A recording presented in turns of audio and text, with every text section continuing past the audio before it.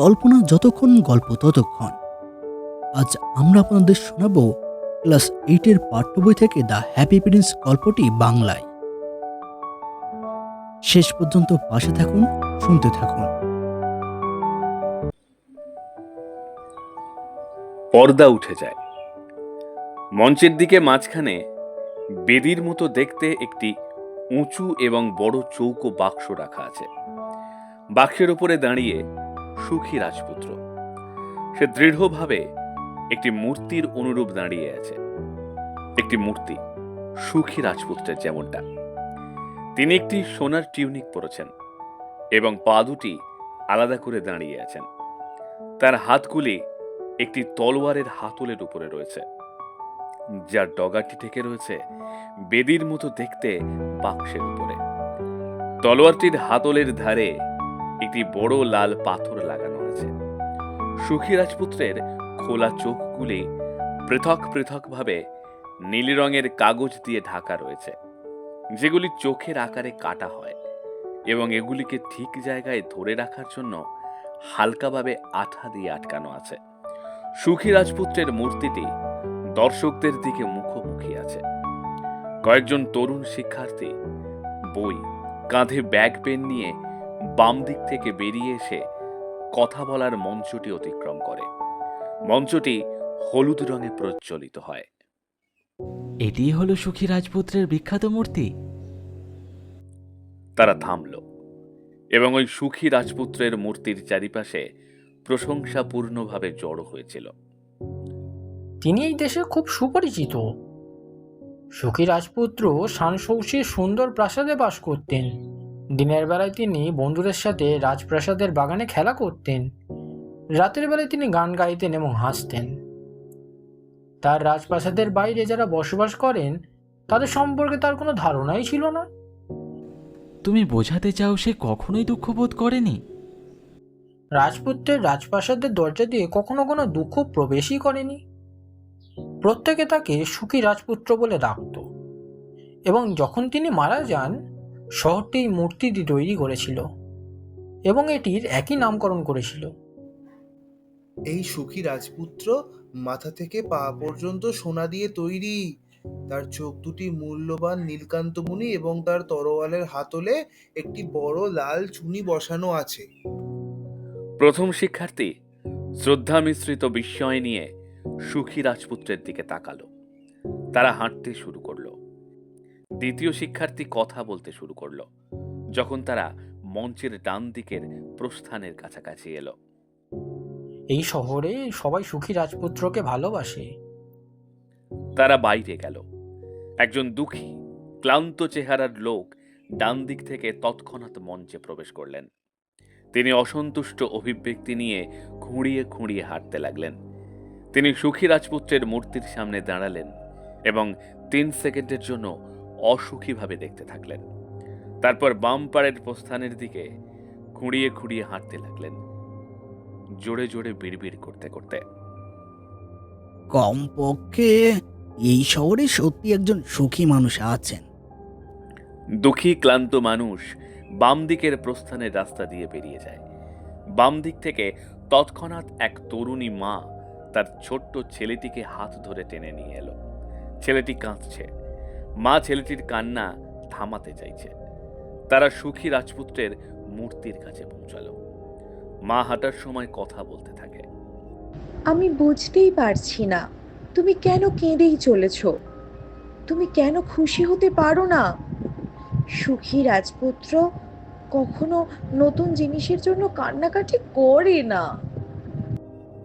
মা এবং ছেলে বাম দিকের প্রস্থান দিয়ে বাইরে বেরিয়ে যায়। মঞ্চের আলো বদলে নীল হয়ে যায়। একটি পাখির কিচিরমিচির ডাক শোনা যায় পটভূমিতে।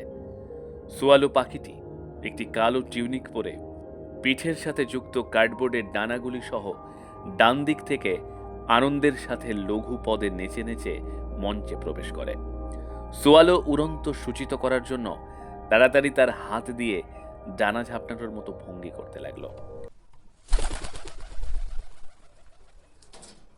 সোয়ালো মঞ্চের মাঝখানে সুখী রাজপুত্রের মূর্তির সামনে পৌঁছেছে। এখানে অনেক বেশি ঠান্ডা, আমার সমস্ত বন্ধুরা উষ্ণ মিশরে চলে গেছে, আমাকেও নিশ্চয়ই উঠতে হবে। তবে আজ রাতে আমি এই অচেনা শহরে বিশ্রাম করব। এই সোনার মূর্তির পায়ের মধ্যে আশ্রয়টি যথেষ্ট ভালো দেখাচ্ছে। সোয়ালো বেদির আকৃতির বাক্সে বসে মূর্তির একটি পা ধরে তার উপর মাথা রেখেছিল। হঠাৎ সোয়ালো ঝাঁকুনি খেল এবং 5 সেকেন্ডের মধ্যে লাফ দিয়ে উঠে পড়ল। আমি ভেবেছিলাম এই সোনার ঘরটি ভালো আশ্রয়স্থল, কিন্তু আমি বৃষ্টিতে ভিজে যাচ্ছি। সোয়ালো তার গলা বাড়িয়ে দিল এবং উপরের দিকে তাকালো। তাকে হতভম্ব দেখাচ্ছে। এখনো আকাশ পরিষ্কার, বৃষ্টি হচ্ছে না। সোয়ালো আবার লাফিয়ে উঠল, যেন দ্বিতীয় ফোঁটা জল পড়েছে।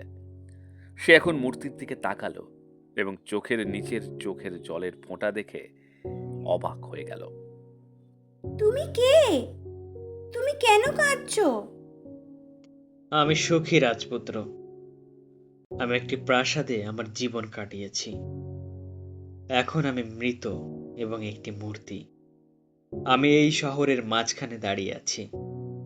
আমি আমার দেশের দরিদ্র মানুষ এবং সমস্ত কুৎসিত জিনিস দেখতে পাচ্ছি। আমি আপনার সোনার হৃদয় দেখতে পাচ্ছি। আমার পা এখানে স্থির আছে, আমি সরতে পারবো না। আমাকে সাহায্য করো ছোট্ট সোয়ালো।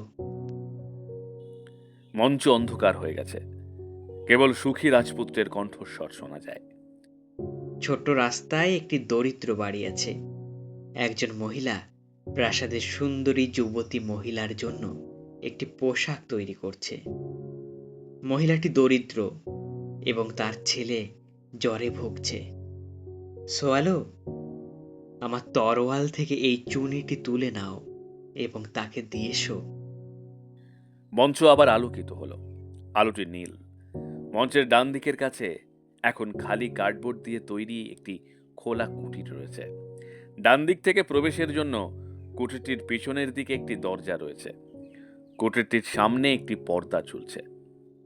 কিন্তু আমার সমস্ত বন্ধু মিশরে উড়ে চলে গেছে। আমি আর দেরি করতে পারি না, এখানে খুব ঠান্ডা। সোয়ালো, ছোট্ট সোয়ালো, দয়া করে এক রাত আমার সঙ্গে থাকো। আমি তোমাকে দেখে দুঃখ অনুভব করছি। আমি লোককে না বলি না, আমি তোমাকে সাহায্য করব।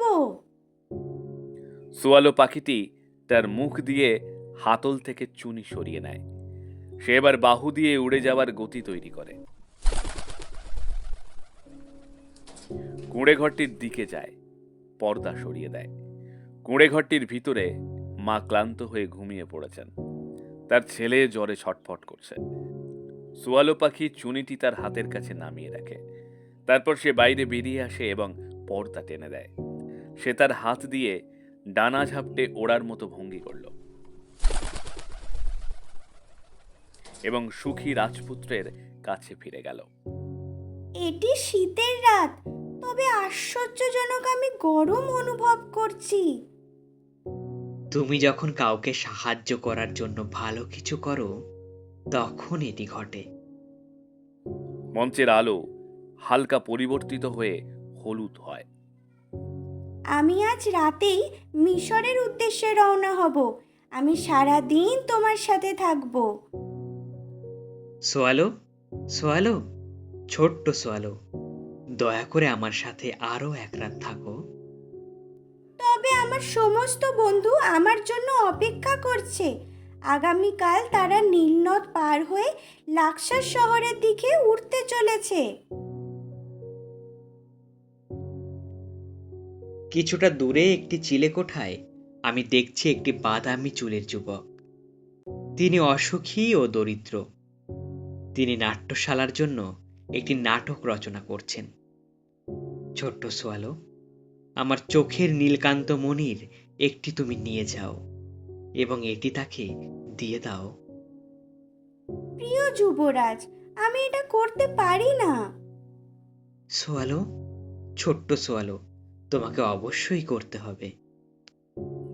সোয়ালো রাজকুমারের নীল চোখের একটি থেকে নীলকান্ত মণি নেয় এবং উড়ানের ভঙ্গি করে কার্ডবোর্ডের কুঁড়ে ঘরটির দিকে যায়। সোয়ালো পর্দা সরিয়ে নেয়। মঞ্চের আলো বদলে নীল হয়ে যায়। নাট্যকার প্রকাশ পেয়েছে। তিনি নিজের হাতে মাথা চেপে বসে আছেন। পাশে রয়েছে কলম এবং কাগজ। সোয়ালো চুপি চুপি নীলকান্ত মণিটি তরুণ নাট্যকারের পাশে রেখে দেয়। সোয়ালো চলে যাওয়ার কিছুক্ষণ পরেই তরুণ নাট্যকার ওই দামি পাথরটি আবিষ্কার করেন। তিনি খুবই আনন্দিত হন।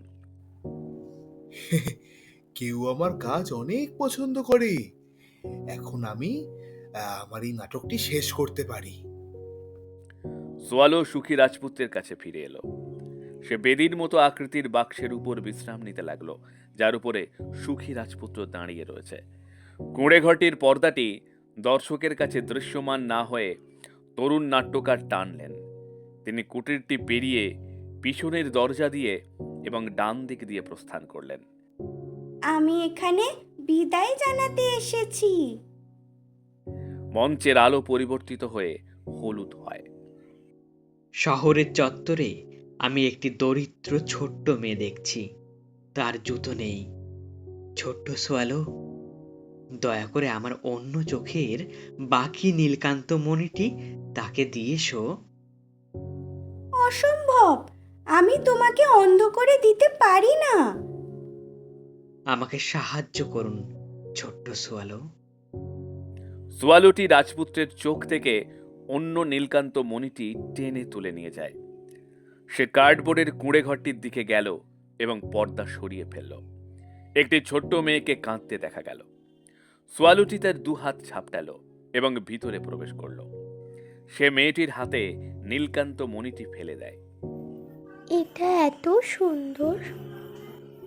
সে অবাক হয়ে উপরে তাকালো। সোয়ালোটি উড়ে বাইরে চলে গেল।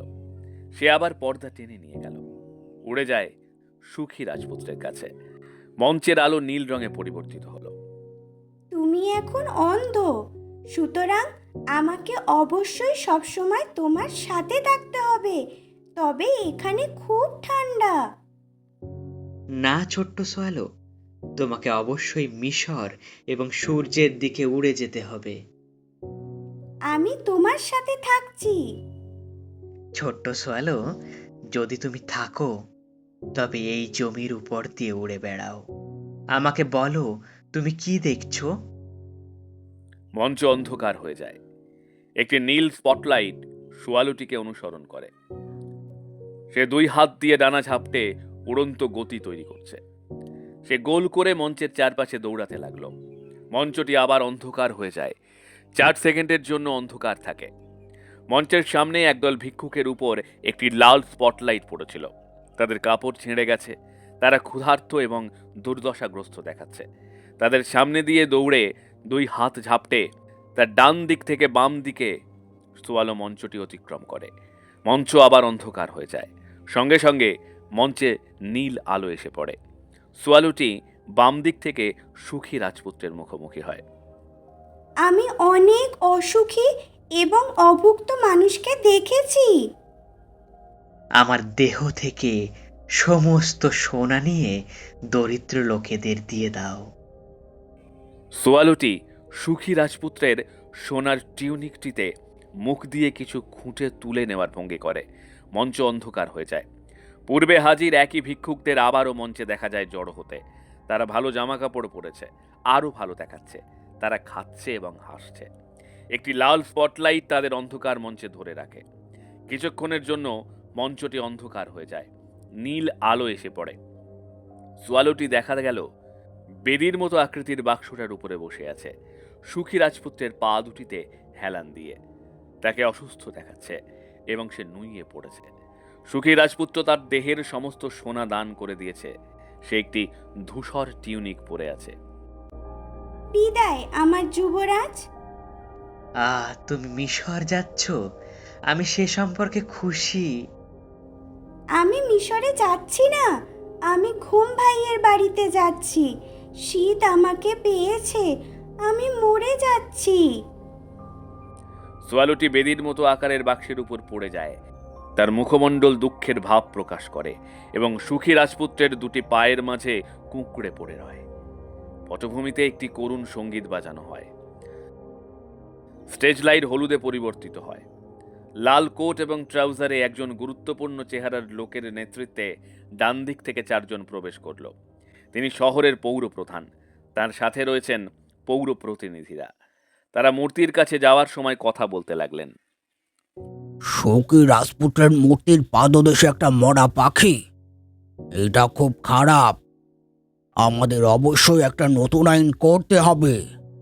শহরের স্কোয়ারে বা শৌকি রাজপুত্রের কাছে কোনো পাখি মারা যেতে পারবে না। পৌর প্রতিনিধিদের একজন এটি একটি নোট খাতায় লিখছিলেন। অন্যরা মৃত পাখির দিকে তীব্র অসন্তুষ্টি নিয়ে তাকালো। সঙ্গী দলটি উপরে মূর্তির দিকে তাকালো। ওহে প্রিয়, আমাদের রাজপুত্র আজকাল কি কুৎসিত জিনিস হয়েছে। তার তলোয়ারে রুবি কোথায়? এই, তার চোখে নীলকান্তমণি কোথায়? তার সব সোনা কোথায়? সে ভিক্ষুকের চেয়ে ভালো আর কেউ নয়। আমি তাকে খুব কুৎসিত দেখছি। হ্যাঁ, খুব কুৎসিত। হ্যাঁ, খুব কুৎসিত। মূর্তিটা সরিয়ে নিয়ে যাও, এটি আর সুন্দর নয়।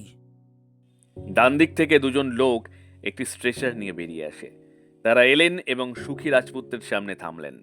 পৌর প্রধান এবং পৌর প্রতিনিধিরা উপরে সুখী রাজপুত্রের দিকে তাকালেন। স্ট্রেচার বাহকরা মূর্তিটি নামালো এবং স্ট্রেচারের উপর রাখলো। পৌর প্রধান এবং সদল বলে খুব আগ্রহের সাথে দেখতে থাকলেন। স্ট্রেচার বাহকরা ধূসর সুখী রাজপুত্রকে নিয়ে চলে গেল। এটিকে গলানোর জন্য চুল্লিটিতে নিয়ে যাও। আমরা একটি নতুন মূর্তি বসাবো। একটি নতুন মূর্তি? নতুন মূর্তি? আমি আমার একটি মূর্তি চাই। আমি আমার একটি মূর্তি চাই। না না না, আমি আমার একটি মূর্তি চাই। মঞ্চের আলো ধীরে ধীরে কমে এলো। মঞ্চটি অন্ধকার। বেদির ন্যায় আকারযুক্ত বাক্সের উপরে দাঁড়িয়ে সাদা গাউনটিতে একজনের গায়ে হলুদ রঙের স্পটলাইট পড়ে। তিনি দর্শকদের মুখোমুখি। তিনি একজন দেবদূত। তার পিঠে ডানা যুক্ত রয়েছে। তার মাথায় একটি রৌপ্য মুকুট। চিরতরে সোয়ালো এখন আমার বাগানে গান গাইবে এবং সুখী রাজপুত্র চিরকাল আমার সোনার শহরে বাস করবে। পটভূমিতে একটি হালকা সঙ্গীত বেজে উঠল। আলো কমে এলো। পর্দা পড়ল।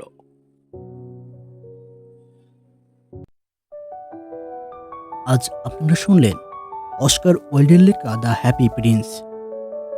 গল্পের সূত্রধর শুভজিৎ, গল্প পাঠে অতনু, অন্যান্য চরিত্রে Amit, Tuhin, Subhajit, Subrata, Saranika, Rudra, Nabanita, Dipshikha. Poster design Subrata. Scripting, editing ও সমগ্র পরিচালনায় রায়।